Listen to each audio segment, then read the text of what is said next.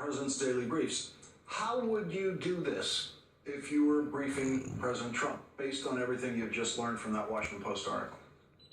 Well, there was a really interesting detail included in that article, Lawrence, and when they have pieces of information, primarily about Russia, that they think may trigger this president, they include that in the written material. They don't include it in the oral briefing, and what that says to me is that they don't think this president is actually reading those written PDDs, those written presidential daily briefs. They don't raise it in the oral session because they know he's there and they know he can interact, and clearly he is forced to sit behind the Resolute desk for at least a portion of his morning and listen to what his intelligence briefers have to say.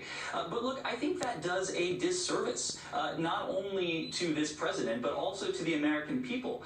The president must grapple with the intelligence, the best intelligence, the highest quality intelligence that our intelligence community produces on a daily basis. He must hear this. If it's true that the president is routinely not reading his daily briefs, then it's the responsibility of his intelligence briefers to bring it to him in another form. They've already shortened the briefings. They've made them heavier on graphics. They reportedly have included mentions of his name more frequently so as to attract his attention. But clearly it's not getting through to him unless it's presented. And I think that's something that intelligence briefers in this very new and strange age should take to heart.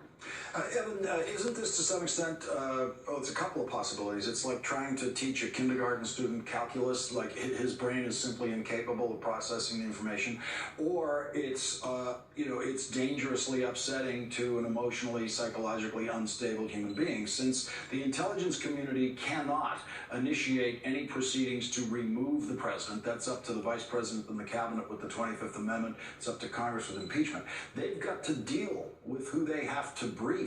And isn't there a case to be made that they should not be telling this childlike, emotional creature in the Oval Office information that might make him do dangerous things internationally?